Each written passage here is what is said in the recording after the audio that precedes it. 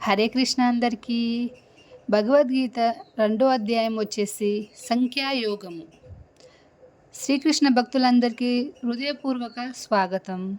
భగవద్గీత 2వ అధ్యాయం మొత్తం గీతకు హృదయం లాంటిది. ఇక్కడే శ్రీకృష్ణుడు అర్జునుడికి నిజమైన జీవితం, ఆత్మ, కర్తవ్యం, మనస్సు, విజయం, అపజయం గురించి గొప్ప బోధాలు చేస్తాడు.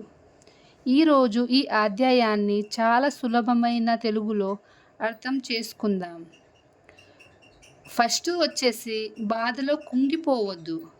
యుద్ధంలో అర్జునుడు తన బంధువులను చూసి ధైర్యం కోల్పోతాడు. అప్పుడు శ్రీకృష్ణుడు ఇలా చెప్తాడు, కష్టాలు వచ్చినప్పుడు మన ధర్మాన్ని మర్చిపోవద్దు. బాధ అనేది శాశ్వతం కాదు. మన జీవితంలో కూడా ఎన్నో సమస్యలు వస్తాయి. ఉద్యోగం పోవచ్చు, పరీక్షల్లో ఫెయిల్ కావచ్చు, మన వాళ్ళు దూరం కావచ్చు, కానీ సమస్యలు శాశ్వతం కావు.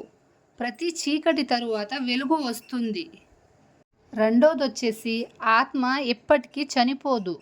శ్రీకృష్ణుడు చెబుతాడు, మన శరీరం మారుతుంది కానీ ఆత్మ ఎప్పటికీ నశించదు. మనం చిన్నప్పుడు ఒక రూపం, పెద్దయ్యాక మరో రూపం. అలాగే మరణం తర్వాత కూడా ఆత్మ తన ప్రయాణాన్ని కొనసాగిస్తుంది. ఆత్మ అనేది ఎన్నటికీ చావనిది. అందుకే మరణాన్ని చూసి అతిగా భయపడకూడదు.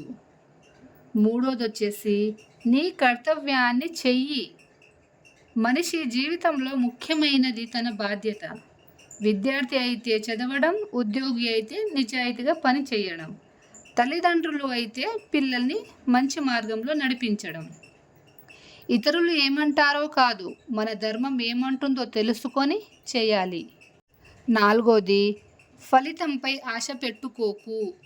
భగవద్గీతలో అత్యంత ప్రసిద్ధమైన బోధ, నీకు కర్మ చేసే హక్కు ఉంది కానీ ఫలితంపై ఆ హక్కు లేదు. మనం కష్టపడాలి. ఫలితం ఎప్పుడు వస్తుందో, ఎలా వస్తుందో దేవునిపై వదిలేయాలి. ఎందుకంటే ఫలితంపై ఎక్కువ ఆలోచిస్తే మనశ్శాంతి పోతుంది. ఐదోది వచ్చేసి సుఖము, దుఃఖము రెండు తాత్కాలికమే. ఈరోజు సంతోషం ఉంది, రేపు బాధ రావచ్చు.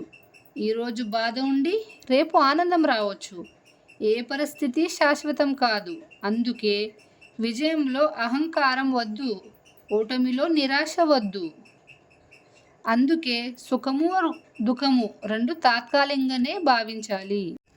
ఆరోది వచ్చేసి మనసును అదుపులో పెట్టుకో.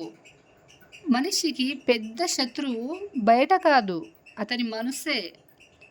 మన కోపం, అసూయ, భయం, లోభం ఇవన్నీ మన మనస్సులోనే పుడతాయి.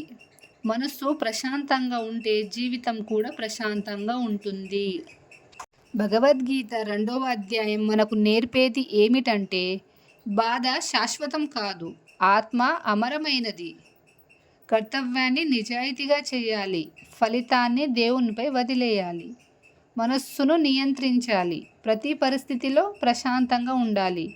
ఈ ఒక్క అధ్యాయాన్ని మన జీవితంలో ఆచరిస్తే మన జీవితం మరింత ప్రశాంతంగా, ధైర్యంగా, ఆనందంతో మారుతుంది. జై శ్రీకృష్ణ. అందరికీ హరే కృష్ణ. ఈ వీడియో నచ్చితే లైక్ చేయండి, షేర్ చేయండి. శ్రీకృష్ణుని సందేశాలను మరింత మందికి చేరేలా మా ఛానల్ను సబ్స్క్రైబ్ చేయండి. జై శ్రీకృష్ణ.